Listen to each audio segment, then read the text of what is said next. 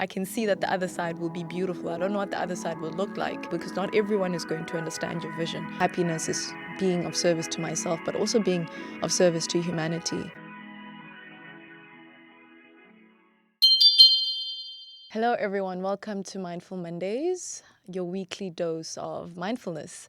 How am I today? I feel good. I feel a little bit overwhelmed because there's so much happening and it's still Jan. It's still Jan, but it feels like it's been 3 months in one, which is quite interesting because I don't know, man. I am exhausted and the year just started. Um, but I had one of those weekends. Like on Friday, I took a leap of faith and started something so incredible, something that I wanted to do for the last 3 years.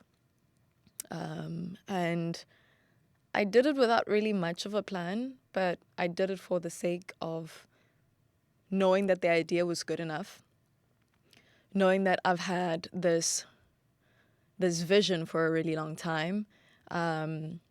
Yeah, and I started the podcast, obviously, and it was really important for me to do that, despite the ups and the downs, the ebbs and the flows of doing something like this, you know.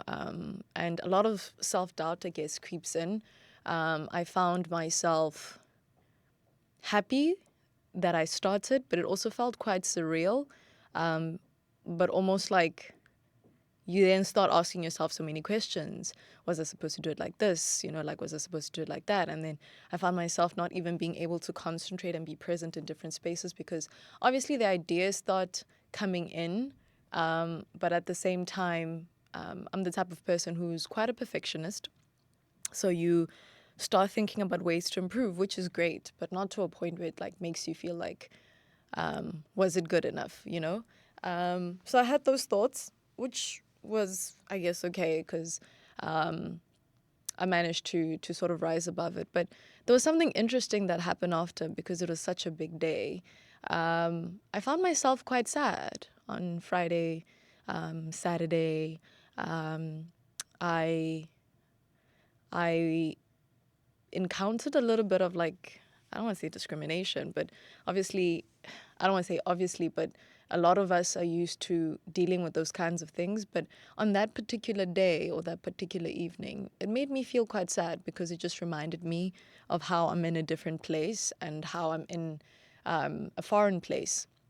And I started really thinking about the other side of following one's dreams. And for me, it's been a really difficult journey. Like I said, I came to New York, I'm doing my master's, and it's been amazing. But I've had a lot of conversations with myself around what it actually means to follow your dreams and the difficulty and how to exist in a place where you're aware that you're living in an answered prayer, you're living in the goals and dreams that you had for yourself. But then at the same time, it's not easy, you know, like you're trying to coexist between acknowledging the emotions that you feel, the loss of familiarity, missing home, missing everything that you know, missing parts of yourself that don't exist anymore. Because for you to move to a different level means losing an old part of yourself, or shedding rather an old part of yourself for the new version to come in that is equipped and well prepared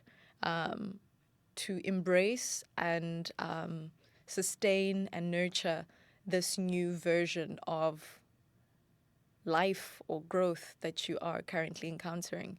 And it was interesting for me because I am a believer, and you know, like when we look at religion, no one really teaches us that it's okay to have uncertainty, but it doesn't really mean that you don't have faith that things will work out. And I've always struggled with understanding that I'm blessed, and I then start comparing my blessings to other people's blessings and feel like I cannot feel any shred of negative emotion. And to even frame it like that is wrong all on its own, because sadness or anxiety are not negative emotions. I think they're just responses to the environment that we are currently in or that we find ourselves in. And it felt like I couldn't acknowledge the fact that in that moment, I felt lonely, and I felt alone.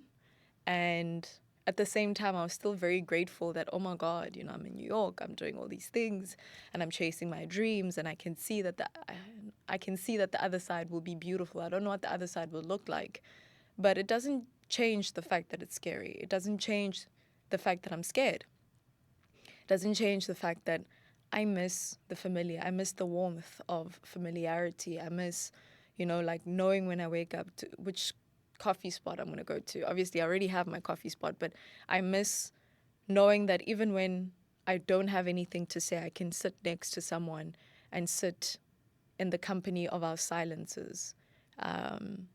Now it's like, even when I want company, I've made friends and I'm grateful for the friends that I've made, but there's a certain familiarity about home that I miss. So it got me really thinking about the other side of following one's dreams and the uncertainty of it all, and what success really means to me.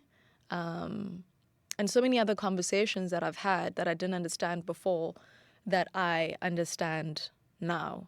I found myself like a couple of months ago walking through school, and I was incredibly stressed at the time because doing this program is difficult. It's a lot of work. It's a huge adjustment. I hadn't been in school in like 4 years. I study every single year because I love learning, but not at this level, not at learning to do things the way they do them in this education system, writing the way they write. The pace and all of that, I'm doing well. But it felt like it came at a cost, and it made me really think about the cost of success, and the cost of our dreams, and how sometimes I understand why it's comfortable to end up doing what feels less stressful and less anxiety inducing, because we don't lose much when we do. I feel like it's scarier to follow your dreams, and the trade-offs that come with it, like the anxiety, the uncertainty, the loneliness, even when you are surrounded by people, because not everyone is going to understand your vision. Not everyone understands why you're doing what you're doing, I've had many conversations with different friends around how we found ourselves, this one particular friend, we found ourselves doing work that we love, like we found ourselves out there. And when you're looking from the outside, it looks like everything is going well. It looks like it's amazing. But one day you wake up and you realize that you've forgotten your why, or your why is still there, but you're moving in a different direction from it. You find yourself looking at it, but you're moving in a different direction. Things seem like they're great, but at the same time, when you think about your life 10 years from now, you wonder where you'll be and if you'll be happy there. But the thing about following your dreams is that even when you're moving towards your why, it's like such an uncertain road. It's like walking and sometimes even stepping on a rock because you're not familiar with the road. Like where you really when you're driving, in South Africa, we've got the bush, but like when you're driving in the bush or a forest and you don't really know what the gravel roads look like, and it's at night and you really need to put on your bright lights, and sometimes you step on something or you drive on something that makes your car move a little bit, and then it makes you anxious because you're like, what's out there? Following your dreams feels like that sometimes. And it makes me then think about how the fear and the anxiety can coexist with the gratitude and still allow for two realities to exist. But at the same time, it makes me think about the cost of success in relation to our mental health. For me, being at school has, I don't want to say has hurt my mental health. It has shaken me a little bit, in the sense that my anxiety is always like, it's always peaking. And it's always a thing of, what if I don't succeed? What if I'm doing this and the other side of it is still more uncertainty. What if I'm going through all this and I don't get what I was looking for? What am I actually looking for? You know, because we think we have it all planned out until we're in there. What am I actually looking for? What am I doing with my life? I look like I'm doing a lot. Clearly, I'm doing something. But what am I actually doing? You know, those are the questions I ask myself. And if my mental health is responding in this way to this environment, is it even worth doing? But what if I'm just uncomfortable and that's what's causing the anxiety? You know? And am I compromising my mental health? Am I trading off my mental health in the name of success? What does success even mean to me in this moment? And I've asked myself those questions many times. And all the time, when I do answer it, I don't really have an answer. I just know why I wanted to do this. Weirdly enough, I wanted stability. I wanted to have freedom over my time. I wanted to define life on my own terms. And I wanted to be in a place where I could have children and not worry about staying relevant and not worry about not being present for them, because the life I lead I'm not in control of. It's controlled by the narrative of other people.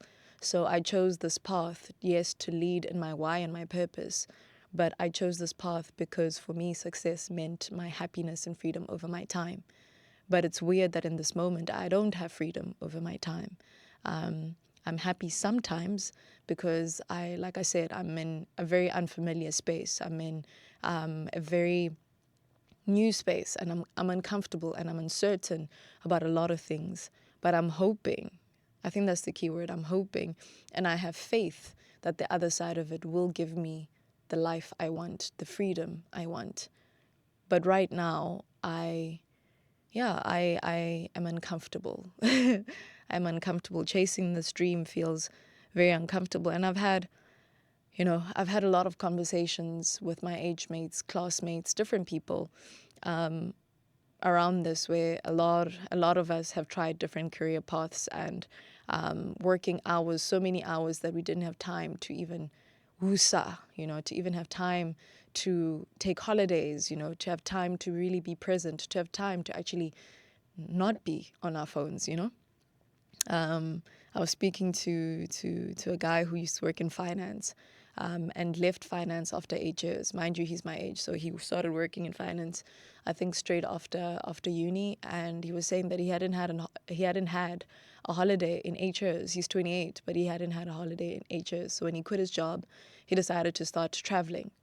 And I asked him, why did you leave, and why are you looking to have a career change? He's like, I want freedom over my time, but I also want to live a life of purpose, And I realized that for a lot of us, success has changed from being about money to being about self-fulfillment, but that self-fulfillment needs to be in service of humanity.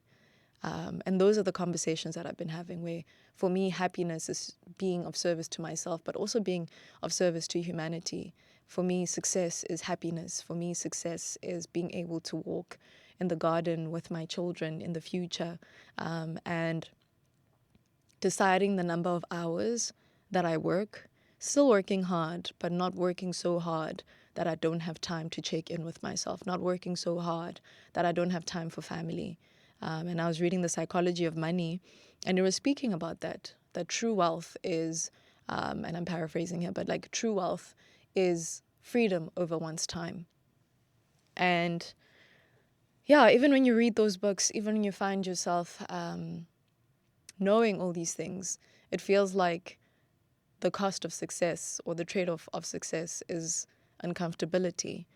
And you're not certain how long you'll be uncomfortable. You're not certain of how long you'll feel this way. You're not even certain that you'll achieve what you want on the other side, because the world is ever changing. There's always new industries that come in, and there's always people who are as brilliant as you. They're not you. They don't have your magic, but those are the questions and the realities that we have to live with.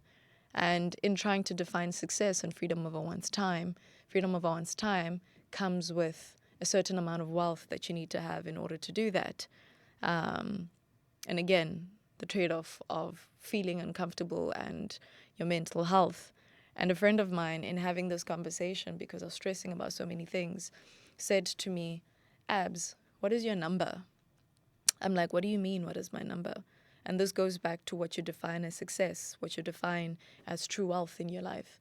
It's like, what is your number? What is the number that you need to have for you to get to a place where you feel like you've got freedom over your time, for you to lead the life that you want? I didn't understand the question then. And then fast forward a couple of months later, another friend of mine, older friend of mine, says to me, if you know that the kind of life that you want needs, I don't know, crazy number, $10 million a year, and you work towards that, and that's your number to ensure that you make $10 million a year, then stick to that. But don't get to a point where you're so greedy and then you want to get an additional 3 when you knew that your number was 10, because that comes at a cost of something else. It's like, for some people, it costs them their marriage, costs them their sanity, costs them their sobriety. He's like, while you're on this journey, remember that. Decide on what that number looks like and work towards it, and stick to it, because the world will make us always want more. But again, what is your number? What is my number? And those are the daily conversations I have with myself. Those are the daily conversations I ponder on, because every day when you're chasing your dreams feels a little bit uncomfortable. There are moments of joy when you realize why you're doing it. There are lots of moments of joy, actually. There are little moments where the new environment makes you feel like you're discovering new pieces of yourself. You learn from other people. You learn from their journeys. You get new ideas. But yeah, it's uncomfortable. So what do we do? What is our number? How do we define our numbers? How do we define success in a way that makes sense and that is sustainable? How do we define what service looks like to us? You know, for me, service is to humanity, but I've learned that it also needs to be service to me. What do we do?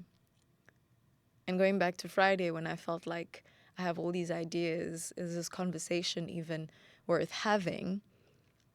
I was like, okay, maybe this needs to be a how-to podcast. But then I also realized that I don't know what I'm doing sometimes. So how can this be a how-to podcast? We're going to have a lot of experts and different conversations that we need to have. But I thought this one was particularly important because people look from the outside in, and we always assume that people have it figured out. But I think life is a constant journey of learning. Life is a constant reminder of respecting our humble beginnings. Life is a constant reminder of having these conversations with ourselves, but having it in a way that is in respect to our mental health, because for me, that is not a cost or a trade-off that I want on the table. I don't want that trade-off on the table, because that is an uncomfortability that I do not want to have, because I'm okay with pressure. I'm okay with anxiety in the sense of understanding where it stems from, but not to a point where the end point is at the cost of my mental health. So yeah, this is to all the young people, to all the dream chasers. I just wanted to let you know that you're not alone, that every day is trying to figure it out, but also to have something to lean into. For me, what I lean into is God. I've been reading a lot of scripture. I was reading James, which also speaks about service to our fellow brothers and sisters, and that resonated with me because it reminded me that we should not be despondent about leading a life of service, but it also reminded me that service needs to be of self, because you can't pour from an empty cup. I've been reading a lot of Jeremiah, and I've been reading a lot of Psalms, and it's been interesting finding hope and joy in that, and knowing that, yes, I may not know what's on the other side, but there's a greater power that is always working for my good. There's a greater power that is walking ahead of me, guiding my steps, counting my steps. There's a greater power that knows that the other side is always to prosper me and never to harm me. So whatever you believe in, whatever is that thing for you, I implore you to lean more into it, because just trying to lean on our own understanding, is not sufficient, because we are going to go in this loop of questions where sometimes it's just believing that things will work out for our own good. And for those that say, oh my God, I don't know how to trust that things will work for my greater good because I've been through so much, I understand you. I've been there. I am there. I'm currently reading a book called The Myth of Normal by Gabor, Maté, and it speaks about how trauma impacts that. Trauma can impact how we look at how we perceive the future, how we perceive how the future will work out for us. Whether we look at it as if something is going to work in our favor, it's not, is impacted by where we come from and the things that we've been through. But also, it also speaks about the spectrum on which trauma exists, where there's the big T and the small t. And what I like about it is that it also speaks about how trauma can be things that should have happened but didn't, not only the things that have happened. And understanding that some people have gone through things where they just didn't have support. They've never had people validate their dreams or just listen and encourage them. I also get that as well. But I encourage you to just lean into something, be it therapy, be it spirituality. Lean into things that encourage you to understand that things will work out for your greater good. Always, all the time. All things are working for our good. All things are working towards us. And I know dreams can be scary, but sometimes that path is worth walking into, because that's what defines true success. Those childlike dreams. So yeah. So just for clarity, when defining the other side of following one's dreams, there are a few questions that I'd like to explore. What if comfort feels safer than dreams? The thing about dreams is that, or comfortability rather, that it gets us nowhere.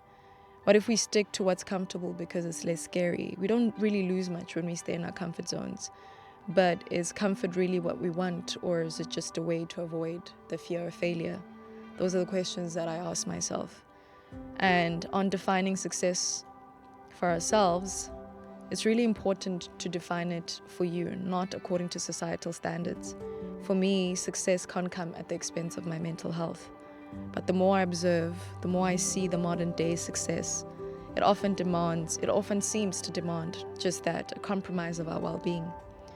I feel like many young people are experiencing this right now. How do we differentiate between healthy pressure that pushes us forward and unhealthy pressures that burn us out? How do we tell the difference? I also think it comes with reevaluating our priorities. I've had conversations with peers, people in their late 20s and early 30s who've started making big career changes. They've spent their 20s working jobs that paid well but demanded most of their time, leaving little room for the little things, for the holidays, rest, or even self-discovery. Now they're searching for purpose. It's as if we are collectively realizing that service to ourselves, our passions, our values, and well-being is also service to humanity. And that's where true fulfillment lies, I believe, not just in padding our bank accounts. Like I read a lot of stories about people who worked their entire lives, growing their bank accounts, getting more and more, wanting more and more. But when you really look back at life, when you really look back at those people, some of them die without even spending that money. Some of them die without even enjoying it. So we need to reevaluate our priorities. For me, success isn't just about money. It's about freedom over my time. The psychology of money framed wealth as having control over your time. And that hit me, because is that kind of freedom possible for the average person? When you listen to a lot of these podcasts or read a lot of these books, you wonder if you fit into that definition of success and if it's really possible for you, because a lot of people live in survival mode. They don't really have the luxury of exploring their dreams. They don't really have the luxury to even save money, because every day is about survival, not just of themselves, but the people around them. So is the kind of freedom over one's time really possible for the average person? The trade-off honestly seems to be time itself, and that's the most valuable commodity. We sacrifice time to build wealth, and by the time we have wealth, we no longer have the energy, youth, or freedom to enjoy it. So what is your trade-off? In terms of the number, my friend asked me what's my number. I'm still trying to figure it out. This idea makes me think that it's not just about the number, but it's how I pursue that number. It's how I pursue it in the context of the things that I want, the little things that we always forget. For me, it has to be in a way that honors my mental health. And let's be real, sometimes that feels impossible because, if you want to travel, traveling costs money. If you want leisure, that costs money too. So there's always a trade-off in defining that number for yourself. So what do we do? How do we balance it all? The pursuit of dreams, mental health, and the desire for freedom. How do we define what enough looks like for us? And how do we ensure we're not sacrificing the very things that make life worth living? How do we ensure we are not sacrificing the very things that make life worth living? How do we ensure that we're not sacrificing the very things that make life worth living? These are the questions I'm reflecting on. What about you? How do you define success? What trade-offs are you willing or unwilling to make? Let's talk about it.